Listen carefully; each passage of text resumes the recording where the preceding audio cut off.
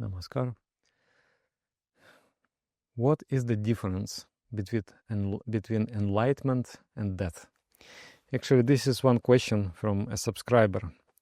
He says, if a yogi merges with absolute consciousness, it means that he, as a personality, disappears and merges with the Supreme. And what is then the difference between death in the understanding of atheists, after which the human being completely evaporates, and this state? You have merged and you do not exist.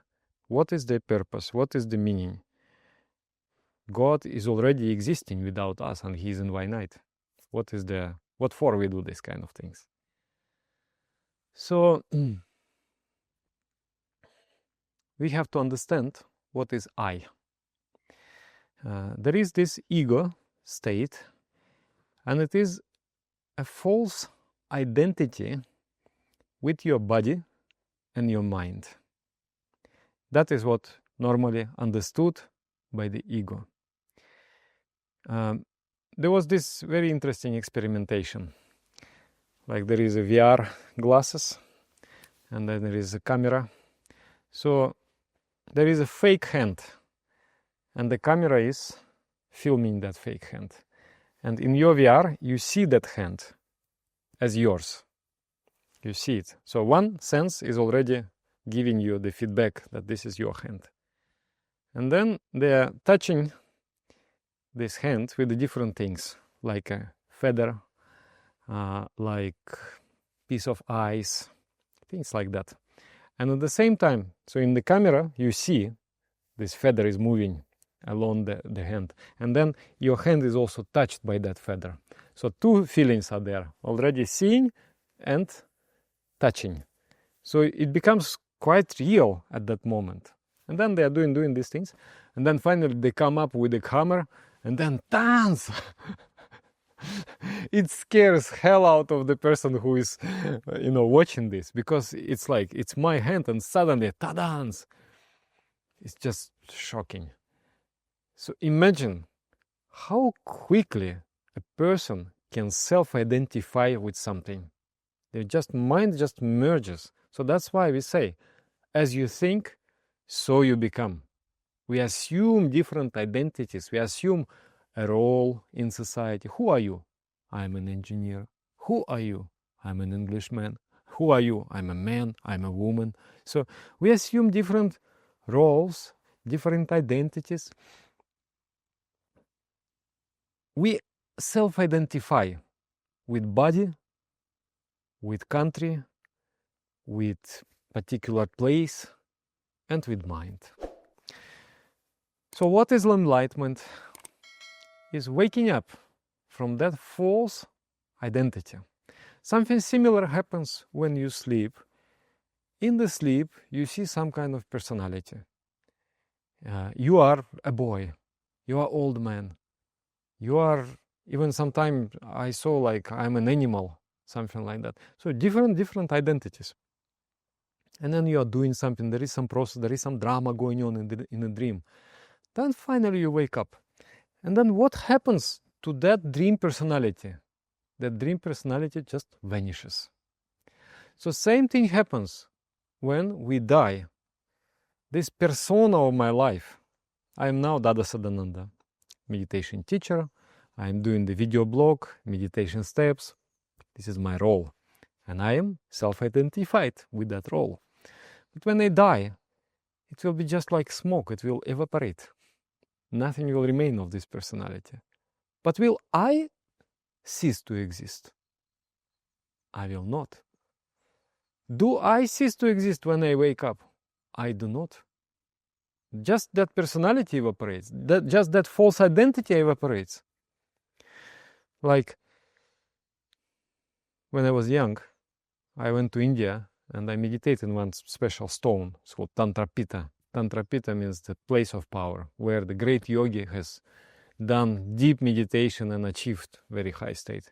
So I sat there every day, 2-3 hours I would sit. And then one day I went into the state where I felt this body, this mind, has nothing to do with me. I've never been this body. This body is just it's body, but it's not me. This mind, this story, this personality that I am imagining to be, I'm not that also. I'm not this body, I'm not this mind. I'm consciousness itself. I'm pure love itself. So when I came back from that state, and my personality started to reassemble slowly, you are kind of you come out of some kind of non-existence into sort of existence. But you have existed there, but not as a mind. You're not thinking, you are not doing things like that. So then, after that experience, I felt that I don't afraid so much. I'm not afraid to die, because I will never die. I cannot die. My consciousness cannot die. This awakening can happen only through the practice of meditation, because constantly nervous system is sending the signals back to the brain, constantly just checking on every point here, and then you are just constantly updated. Or here is the body, this is the feelings of the body. So there is a constant biofeedback from your nervous system, so you become identified. And in meditation there is a practice, it is called pratyahara, like food of the mind. Food of the mind is all these perceptions, all those identifications. So pratyahara means to withdraw from that, withdraw from the world, withdraw from the body, and even you withdraw from the mind. So that is the preliminary stage of meditation, after which you go to the mantra meditation. So in that pratyahara you can experience, and then you will not be afraid. Otherwise, many people, they say, oh, this is, all this yoga meditation is a spiritual suicide. You will either they're speaking because they don't understand philosophy good enough, like many people of, fear-based sometimes. Because why this question comes? Because we have this fear to lose the existence, fear of death, our general fear, the father and mother of all fears, and mother of all problems in us. We are not developing our potential because of fear. So either fear-based understandings, doctrines, philosophies, religions, they fail to understand this philosophical concept. Or also because of the inability to imagine it. Because to really feel it, you need to have a spiritual experience. So in that spiritual experience, you understand, okay, I am eternal. That's such a good news. That's such a good. But it is not good news for you, because as long as you're identifying with the body, you're afraid to lose that body. Because ego is befooled to believe that I am the body. It is false believing I am the mind. So I am afraid. I am attached to the body. I am afraid to lose that. Need to wake up. Like from the dream, you wake up, and then the dream becomes not real. But some dreams, they be even more real than the reality. Before getting initiated in the spirituality, I had this dream. I'm walking in the streets, very confused. I don't know what am I doing, where I'm going. And suddenly this big elephant appears. Beautiful, kind of bluish gray, like this. So this elephant comes, and very nicely, very tenderly, he takes me with his trunk, and he puts me on his back. So then I am traveling on this elephant, and he's coming to India. He's going to India. And I just hug this elephant. I'm like this, I'm trying to hug him, but he's so big. And I'm feeling such a tremendous love that with every being of myself, with every pore of my cell, I love this elephant. And I also feel that this elephant really loves me, really so unconditionally, so purely he loves me. I just want to merge with this elephant. And then later on, I remembered more details about this dream. Because when I got initiation, it was maybe 1 week after this dream. And after this dream, I was missing so much. Like normally when this personality evaporates, we forget, we don't miss the dream. But I was missing this dream so much. I wanted to sleep again and I see this elephant and to love him. Like 1 week I was missing. In my heart there was this kind of ache. I want to come back to this elephant. Then when I got initiated, I was just sitting and looking at the picture of the guru, of my guru. And then Shirshanandamurti, his name. And I see just beautiful face and he has some eyeglasses. And suddenly I have this flashback. I saw that elephant of mine. And he wore the exactly same eyeglasses.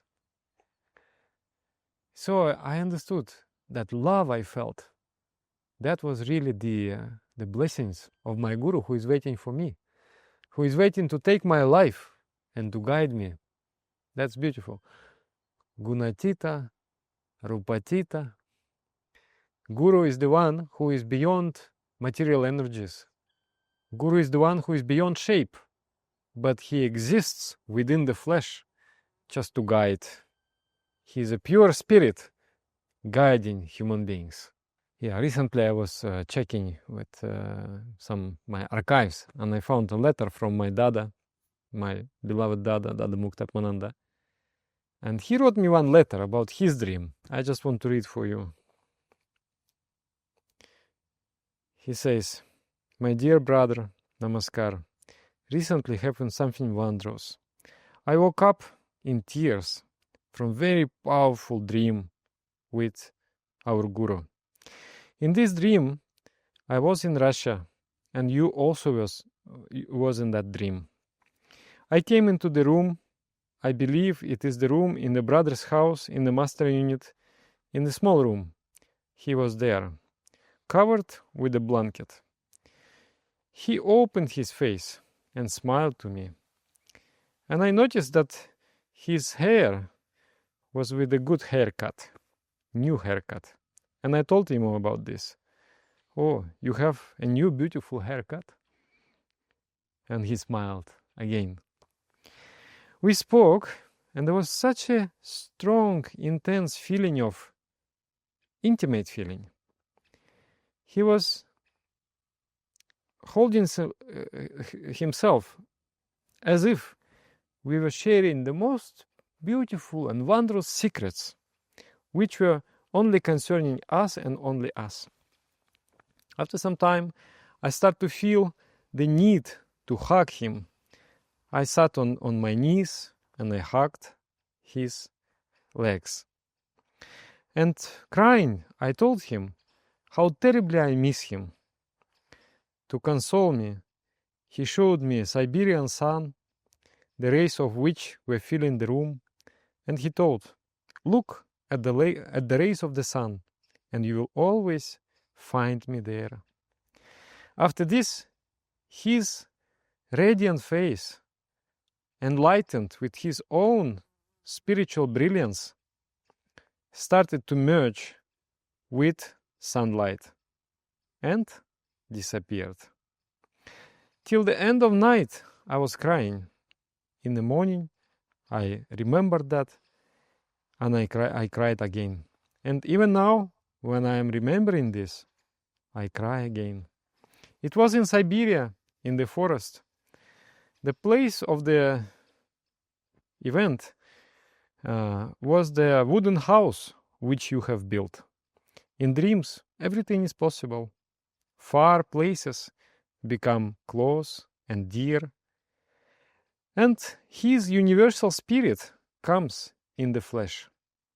I could hug him desperately holding him with all my heart. I thought that you might wanted that I should have told you about this. Such a nice story. This my Dada, he lives in USA. So, and then it's true, I also built the house there. So in that dream, he was in that house, I was there, and our guru was there, and then he saw that beautiful personality. So guru is something, is a spirit.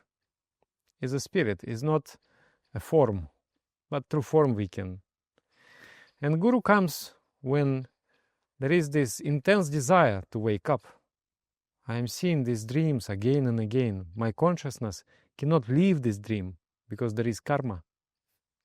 You know, karma, yogis don't want to create any karma, good or bad. People don't understand why. Why not create good karma? Because good karma is like a golden chain, and bad karma is like iron chain. But both are chains. Your consciousness is chained to see the dream. So if karma is bad, you see the nightmare. And when the karma is good, your life is so pleasant, your life is so great. But you cannot experience awakening. So until the karma is there, it will hold the consciousness in the state of dream. So you will have to live, die, be born again. Live, die, be born again, until all the karma is getting exhausted. So for that, to be free from karma, yogis practice special way. It's called madhuvidya. It's a special awareness, special consciousness, special mantra. When you feel that I'm not the doer, I'm just an instrument. Like, think about it. The pen is writing. Oh, no, no, no. Hand is writing. Oh, no, no. Maybe brain is writing. No, no. Mind is writing. No, no, no. Spirit is writing. Nothing can happen without approval and the sanction of the spirit. So to be in that state of awareness, just this body and mind is only a tool. So in that way, yogis try to not accumulate new karma, not to be bound by chains, and to be finally liberated. Yeah, and sometimes people believe, oh, good karma is good. But sometimes people who are very, very lucky in life, they degenerate. And those people with bad karma, their life full of struggle, full of misfortunes, but they become such a beautiful, radiant people. So it is not very clear what is better, bad karma or good karma. I would say no karma is good. It's better to live in such a way to avoid every karma and, yeah, to act in the proper state of awareness. So to wake up and to realize consciousness, once you desire, then the guru will come. Yeah, and I will invite you to attend our retreat in the yoga monastery, to be amongst the monks, to meditate, to discover that state of consciousness in the common field of consciousness, when we all work together and we create that atmosphere. Just you enter the room, you feel already, wow, I like to sit and meditate here. So come to yoga monastery in Sweden, or come to India also, in Ananda Sambhuti. There is beautiful master unit, beautiful retreat center there, and is a place of power. The place where our guru was born and spent more than 40 years of his life. And that is, he left all the holy and saintly vibrations there. So when you meditate there, your mind becomes very high. So thank you very much, and you can subscribe to our Telegram. And if you feel that this video can answer somebody's question, please send it to somebody. It may help. Namaskar. Dear friends, because of your donations and contributions and support, our project can grow. I am able to record the useful videos about spirituality, meditation, inspiration, etc. Those who want to support us, you can find the link in the description of this video. And I thank you from the bottom of my heart. Thank you very much.